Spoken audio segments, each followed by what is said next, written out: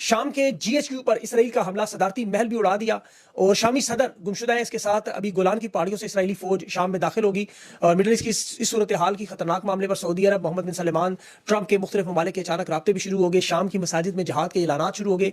Ibrahim alliance मुआहदा मुकम्मल तौर पर बढ़ गया। लेबनान और ईरान की मुदाखलत भी बड़ा अहम मामला। मैं आपके सामने तफसील उसकी रखता हूँ। पाकिस्तानी मामलात में अडयाला जेल में खान की कल मुलाकातों की नई लिस्ट और इस बार एक सीनियर सहाफ़ी का नाम भी खास तौर पर शामिल किया गया। तहरीके तहफ़्फ़ुज़ आइन, इनकी तहरीके इंसाफ के साथ मिलकर तहरीके निकलने का अहम प्रेस कॉन्फ्रेंस नाम जारी कर दिए, लाएअमल बता दिया। इसके साथ सेनेट के इलेक्शन में सियासी जमातों से ज्यादा इलेक्शन कमीशन को जल्दी पेशावर हाई कोर्ट से दरख्वास्त और दूसरी जानिब इस वक्त कारकुनान मिर्जा अफरीदी के खिलाफ पेशावर में निकल आए। सेनेट की लिस्ट की अपडेट्स, किसके कागजात अभी मंजूर, किसके मुस्तरद। सुप्रीम कोर्ट के अहम तरीन रिकॉर्ड चोरी, इंसाफ चोर ले उड़े। और बलोचिस्तान में बड़ा खतरनाक दहशतगर्द हमला हुआ। बड़ी तादाद में शहादतों की इतलात आ रही है और वज़ीर आला बलोचिस्तान बरतानिया में बच्चों के दाखिले करवा रहे हैं। तहरीक इंसाफ की आज पार्लिमानी कमेटी में बड़ा अहम सेंट्रल पार्टी और पंजाब के दरमियान मामला भी तय हो गए। ये सब खबरों की तफसील से बात करते हैं, लेकिन शाम का मामला इस वक्त जो बहुत बड़ा और खतरनाक मामला, इसमें आपको पता है एक तो इब्राहिम अलायंस मुआहदा था जिसमें शाम का बड़ा अहम किरदार था, वो अब हकीकी मानों में बढ़ गया। अब इसराइल ने आज खुद अपने पांव पे कुल्हाड़ी मारी है। शाम के GHQ को, जनरल हेडक्वार्टर को, यानी मिनिस्ट्री ऑफ डिफेंस, वजारत दिफा को निशाना बनाया। पूरी की पूरी बिल्डिंग उड़ा दी गई।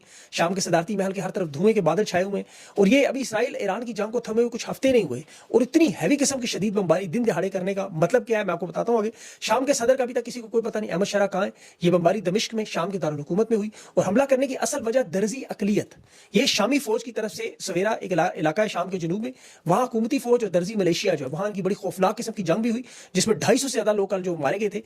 इसराइल ने इल्जाम लगाया था कि शाम की फौज वहां अकलियतों पर जुल्म कर रही है और ये बहाना था। आपको पता है असल मकसद शाम की हुकूमत पर दबाव डालना है। और ये दिसंबर 2024 में बशार अल असद की हुकूमत के बाद जो अहमद शरा की नई हुकूमत आई, इसराइल चाहता है कि शाम के जनूब में फौज में वहां दर्जी अकलियत पर दबाव बंद करे शाम। इसराइल ने इनकार किया इस बात का और फिर तुर्की की, यूरोपीय यूनियन की, अरब ममालिक इस पर बड़ी शदीद मजम्मत भी आई। तैयब अर्दगान ने और सऊदी अरब ने शाम के सदर को इंतबाह किया था आज कि यहां से वो निकल जाए, हमला होने जा रहा है। और ये हमला हुआ और बड़ा खतरनाक हुआ।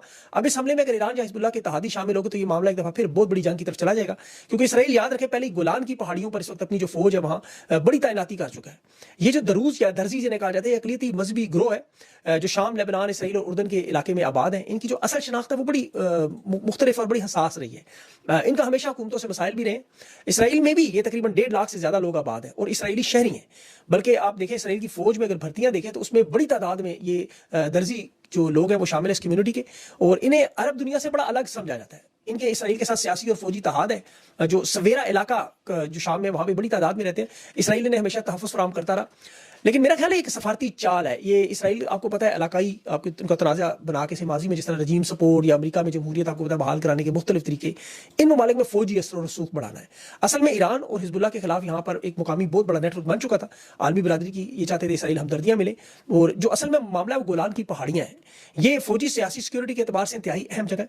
शाम चूंकि माजी में ईरान और हिजबुल्लाह का बड़ा करीबी इत्तेहाद भी रहा और बशार अल-असद के दौर में तो गोलान की पहाड़ियों का जो कंट्रोल था वो मौजूदा नए सदर ने आके इसराइल को दे भी दिया। उसके बावजूद इसराइल ने आज बमबारी की, दिन दिहाड़े की और इसमें बराह रास्त इतना बड़ा मामला कि हिजबुल्लाह अब ज़ाहिर है लेबनान में बहुत बड़ी ताकत है, उनके पास जदीद तरीन रॉकेट्स हैं, वो भी अब शाम के इस मामले में तनाज़े में शामिल होने जा रहे हैं और ये मिसाइल टेक्नोलॉजी भी उनके पास पहुंचने का मामला है। तो इसराइल को तो खतरा हमेशा लेबनान से, शाम से, दो तरफ से था। अब ये चूंकि जानते थे कि शमाली इसराइल से और गोलान की पहाड़ियां चूंकि एक बड़ा ऊंचा इलाका है, वहां पर इनकी बड़ी भारी तादाद में फौज मौजूद है और नीचे जो इलाके हैं उन पर ज़ाहिर कंट्रोल फिर ऊपर से हो जाता है। इसराइल 1967 से इस जंग में गोलान की पहाड़ियों पर कब्जा करके बैठा हुआ है। अभी तक उनका कब्जा बरकरार है। अक़वाम मुत्तहिदा तो इसे मकबूजा इलाका मानती है, लेकिन इसराइल ने 1981 से इसे अपने इलाके में जम कर लिया है। अब गोलान की पहाड़ियों में एक दूसरा बड़ा मामला आबी ज़खायर है जो दरियाए उर्दन से आते हैं। ये इसराइल का 40% पानी यहाँ से आता है। तो ये जिस तरह पाकिस्तान का सिंध तास का मामला वही मामला है। इसराइल के वज़ीर दिफा ने यही दावा किया था कि वो हमला उस वक्त तक जारी करेंगे जब तक शाम की फौज मुकम्मल तौर पर खत्म ना हो।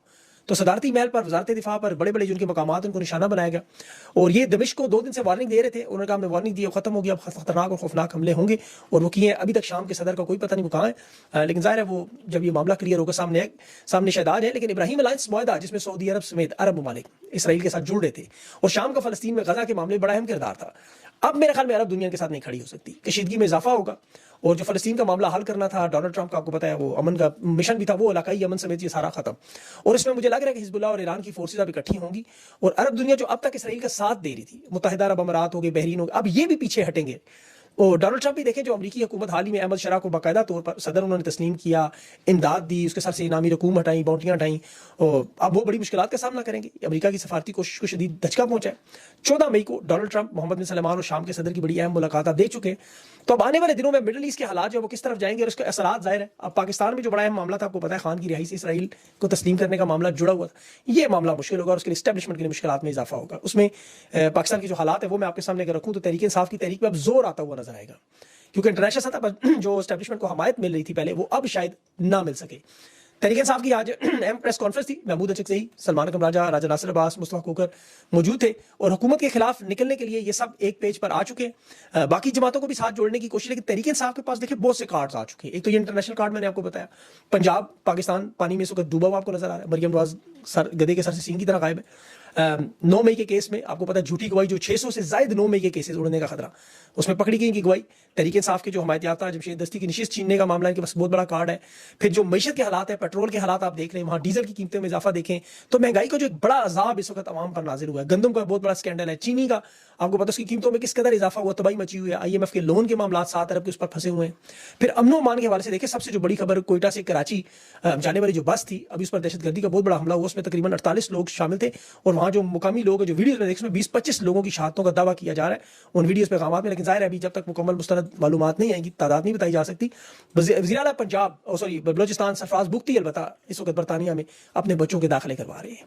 तो अवामी मसाइल भी हैं। देखिए, अवाम को निकालना भी तहरीक इंसाफ के लिए इस वक्त आसान है। और तहरीक तहफ़्फ़ुज़ आइन की जो तंजीम आज तश्कील दी गई, महमूद अचकज़ई को चेयरमैन और 3 वाइस चेयरमैन, अलामा नासिर अब्बास, मुस्तफ़ा नवाज खोखर और अख्तर मेंगल, इसके अलावा जो जैन शाह भी बल्कि वाइस चेयरमैन है, और असद कैसर को तहरीक इंसाफ की तरफ से जनरल सेक्रेटरी बनाया गया है। साहबजादा हामिद रजा जो इन्फॉर्मेशन सेक्रेटरी होंगे और अखमदजादा हुसैन अहमद तर्जमान, ये अब एक इनका अलायंस बन चुका है। अब ये मिलकर इस तहरीक की तरफ चलेंगे। और आज पार्लिमानी इजलास भी था तहरीक इंसाफ का, जिसमें सबसे अहम मामला वफाक जो सेंट्रल इनकी पार्टी, सलमान अकरम राजा जिसमें आपको पता है जनरल सेक्रेटरी हैं, इनके पंजाब के साथ जो मामला कल बड़े आपको पता है नजर आए, बड़े सख्त ब्लड प्रेशर लग रहा था गुस्से में, आलिया हमजा के साथ बैठ के रजामंदी का आपस में नाइतफाकी के मामले को हल करना, और जो कहा बरिस्टर साहब ने कि तलक कलामी जो ही माजी का हिस्सा है, बड़ी जंग लड़ रहे हैं, भूल कर आगे बढ़ना, ये बड़ा अच्छा मामला है कि नाइतफाकी खत्म होनी चाहिए। इसके साथ सेनेट के 21 जुलाई को इंतखाबात है, उसमें भी आपको पता है 6 नशिस्तों पर तहरीक इंसाफ ने सिर्फ टिकट जारी किए हैं ताकि हॉर्स ट्रेडिंग से बच सके, ताकि लोग बिक ना सकें। खैबर पख्तूनख्वा की असेंबली की आज जो ताज़ा तरीन सूरत हाल में नून लीग और JUI को 16 नशिस्तें दे दी जा चुकी हैं। पीपल्स पार्टी को 9 और ANP और परवेज खट्टर को 2 नशिस्तें दी गई हैं और उनके दरमियान अब टॉस होगा एक नशिस्त पर दोबारा। और तहरीक इंसाफ के जो मेंबरान है इस वक्त सूबाई असेंबली में 91 इनकी तादाद है। 5 पार्टी की सूरत हाल जारी हुई है और ये आपको पता है मखसूस नशिस्तों को जिस तरह रेवड़ियों की तरह बांटा गया, 26 नशिस्तों को टॉस करके। तो सेनेट के इंतखाबात में आज मिशाल यूसुफजई के कागजात भी दुरुस्त करार दे दिए गए। उनके कल कहा जा रहा था कि तजवीज़ के नंदा और तायद के नंदा दोनों, जिनके बारे में क्या सराहियां थी, दस्तबरदार हो जाएंगे, लेकिन आज वो दोनों इलेक्शन कमीशन में पेश हो गए। मिर्जा फीदी के नाम पर लोग वहां बड़ा शोर मचा रहे हैं, एहतजाज कर रहे हैं। आतिफ खान ने अलबत्ता कहा कि बैरिस्टर सैफ ने कंफर्म किया कि खान ने नाम कंफर्म किया। अब आपको पता है खान ने किसका नाम कंफर्म किया। इरफान सलीम, उनके हक में भी आज टिकट के लिए दरख्वास्त के लिए लोग निकले हुए थे। मुराद सईद और फैसल जावेद के 2 नाम है। मुराद सईद का नाम देखें, इसमें याद रखें कि लोग खुश तो बड़े होते हैं, उनका नाम देख के रोना भी चाहिए, लेकिन मेरे ख्याल में ये कागजात ही वो एक्सेप्ट नहीं करेंगे, ना वो शिरकत के किसी इजलास में काबिल होंगे, हलफ भी नहीं उनको उठाने देंगे। और मुराद सईद का नाम डाल दिया गया, लेकिन ये शायद नशिस्त ज़ाया हो जाए, इसे वो कालदम करके यहाँ अपनी वारदात डाल दें। इलेक्शन कमीशन तो मानेगा नहीं कागजात कभी किसी सूरत में। और सेनेट की नशिस्तों पर तो देखिए ज़्यादा बोलने की जरूरत, 6 नशिस्तें हैं टोटल, और वैसे भी सब कुछ उन्होंने लूटा हुआ पहले से, अब बचा क्या है जो लूट लेंगे। इमरान खान की कल बड़ी अहम मुलाकात, तहरीक इंसाफ ने जो लिस्ट जारी की, इसमें अतर काज़मी साहब का नाम आया, सहाफ़ियों के तौर पर सीनियर सहाफ़ी हैं। अभी अलीना साहिबा को नहीं मिलने दिया गया। अतर काज़मी खुसूसी तौर पर, ये जो अडयाला जेल में आपको पता है प्रेस रिलीज भी अडयाला जेल के सुपरिटेंडेंट ने जारी की कि खान को बड़ी सहूलियात दी जा रही हैं वहाँ पे। और इमरान खान ने जो जिक्र किया अपनी जान के हवाले से भी, खदशात का जिक्र किया, वहाँ जो उनके साथ इस वक्त कैदोबंद की सख्तियाँ हैं, कैद तन्हाई में, तो हुकूमत ने मिलने मेरा ख्याल नहीं देगी किसी सूरत में, क्योंकि इस तरह तो अतर काज़मी एक बड़े जेन्युइन साफ़ी, उन्होंने आके सारे मामलात बाहर रख देने, इनकी वारदातों का पर्दा चाक करना है, तो ये मेरा नहीं ख्याल कि ये रिस्क लेंगे। साफ़ियों को तो इस्तेमाल करने का एक पुराना मामला आपको पता है। इमरान खान बुशा बीबी के बारे में, जब वो फील्ड मार्शल का कि ISI थे, उन्हें उहदे से हटाया गया, तो बुशा बीबी से मुलाकात के लिए जुल्फी बुखारी के जरिए पैगाम, उस पर बहुत सारे साफ़ियों ने कहा जी नहीं, बुशा बीबी पर आज जो मज़ालिम हो उसकी वजह ये नहीं है। इनके दावा है कि आसिम मुनीर साहब ने उस वक्त बुशा बीबी से करप्शन के बारे में तहकीकात के लिए मुलाकात का वक्त मांगा था। अब इनकी वारदात देखिए उसी तरह पकड़ी गई कि जब इमरान खान ने DGSI के ओहदे से उन्हें हटाया, तो अगर ओहदे से हटा दिया तो फिर ये मुलाकात किस हैसियत में करना चाह रहे थे। ये तो उस केस की करप्शन की तहकीकात भी नहीं कर सकते, इनका काम भी नहीं था। ये काम तो आमतौर पर वफाकी इदारों का, FIA, नैब या पुलिस का कह लें, ये तो केस बना के रिपोर्ट कर सकते हैं। इसलिए लोग, ये बड़ा सादा सादा सवाल है कि खान की हुकूमत तो खत्म हुई 3 साल हो गए, अगर वो तमाम करप्शन के मामला मौजूद थे जिस तरह टीवी चैनल्स पर अता मुस्तफ़ा कमाल आपको याद होंगे, बल्कि ताहिर अशरफी भी, इन सबको मीडिया पर दिन रात करप्शन की कहानियों पर बैठा देते थे, फरागोगी करते थे। तो वो जो पोस्टिंग्स हुई उनमें से किसी एक को पकड़ के ले आए सामने, सारा मामला हल। लेकिन आज तक एक भी अफसर नहीं लाए, क्योंकि एक भी अफसर मौजूद नहीं। और उस्मान बुज़दार भी मौजूद है, इस पर पर्चे करें। लेकिन खाकान अब्बासी ने बात की ना कि इतने नहल लोग हैं कि सारी की सारी नशस्तें दे दें, ताहयात हुकूमत दे दें, तब ये कुछ नहीं कर सकते सिवाय मीडिया के इश्तहारों में, जाली प्रोपेगेंडे के 2 नंबरियों में। आप देखें पंजाब इसको डूबा हुआ है पानी में, लेकिन ये कभी आवाम के लिए आपको नजर नहीं आएंगे। अब तहरीक इंसाफ के लोग भी, मुझे इन पर समझ आती कि मुतबादल प्लान क्यों नहीं लाते, जब इनकी मुलाकातें नहीं करवाते। अब जुमेरात को एक लिस्ट जारी होती है, उसमें जो नाम है हर जुमेरात को आ जाते हैं, लेकिन मुलाकात नहीं होती। आप अली मीन गंडापुर के इंटरव्यू देखिए, वो भी बड़े सादा से बन के कह रहे थे मेरी मुलाकात नहीं करवाते जी, मुझे मिलने नहीं देते। आप सलमान कबीर साहब वो भी ये कह रहे होते, ये दूसरे जुनैद अकबर साहब किसी ने, वो भी जी मेरी मुलाकात नहीं होती। इतने ज्यादा मासूम है सब के सब। भाई आपकी मुलाकात नहीं अगर करवाते तो आपके पास का क्या लाए, मतलब आप इसका क्या मुतबादल निकालेंगे? आपको हल तो देंगे। आप लोग पार्लियामेंटेरियन है, जुनैद अकबर इस वक्त पब्लिक अकाउंट कमेटी के चेयरमैन है, सलमान कबीर जनरल सेक्रेटरी हैं, और वज़ीर आला अली मीन गंडापुर, तो खुलकर क्यों नहीं बताते? ये जरा जिस तरह इमरान खान को वहां देखे ना, जहां गद्दारी के जुर्म में एक ब्रिगेडियर रिजवान को एक होटल जैसी सहूलतें दी गई हैं, वहां ये खुलकर ये बात क्यों नहीं करते कि खान पर क्या हो रहा है, खान के केसेस पर क्या हो रहा है? ये बातें असेंबली के अंदर जरा खुल के तकरीर करें, बाहर आके तकरीर करें, फेसबुक पर अपनी वीडियोस बना के करें। बहुत कुछ ये कर सकते हैं, यूट्यूब पर आ जाए, बहुत कुछ कर सकते हैं, लेकिन ये करते नहीं है। पता नहीं इसकी वजह आपको पता ही होगी। खान के 3 केसेस, 190 मिलियन पाउंड का तोशाखाना और अडियाला जेल की आपको पता है इंतजामिया के खिलाफ जो 5 तौहीन अदालत के केस थे।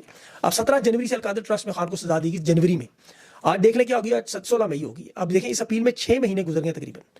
जस्टिस इनाम मिनास पर इमरान खान ने अदम एतमाद किया, उसने कहा नहीं मैं केस सुनूंगा ही सुनूंगा, और फिर केस मुकर्रर ही नहीं किया। उसके बाद 6 महीने उधर भी हो गए। अब डॉक्टर यास्मीन राशिद, उमर सरफराज चीमा की जमानतें इन्होंने 23 जुलाई तक, वो जज मंजर गुल जो इमरान खान को जिसके बारे में कहते बरसरियाम गालियां देते हैं, अस्करी टावर में, जमान पार्क में, वो सारी जमानतें उसने मुलतवी कर दी दरखास्त दोबारा। और हालत तो ये है, देखिए सुप्रीम कोर्ट का अपना रिकॉर्ड, कराची रजिस्ट्री में वो कोरियर कंपनी की गाड़ी लूट के लेके चलेगी, तो ये तो अपना रिकॉर्ड नहीं बचा सकते। किसी को क्या इंसाफ देंगे? तहरीक इंसाफ को खुलकर लाएअमल देना होगा, बताना होगा कि अब ये तहरीक जो शुरू हो चुकी है, आज 16 तारीख है, अगर 5 अगस्त तक इन्होंने मामलात को लेके जाना है तो इनके पास यही कोई 19-20 दिन बनते हैं, तो इन्होंने क्या स्ट्रैटेजी बनाई? उसमें भी मेरा इंटरव्यू तहरीक इंसाफ के 2 रहनुमाओं से इंशाल्लाह होगा, वो जरूर देख चेक कीजिएगा। उसमें इनसे बहुत सारे मामला डिस्कस करें कि आगे लाएअमल कैसे लेके चलेंगे। और शाम के मामला पर भी मैं आपको अपडेट करता रहूंगा। अपना ख्याल रखें, मुझे इजाजत नहीं, अल्लाह हाफिज़।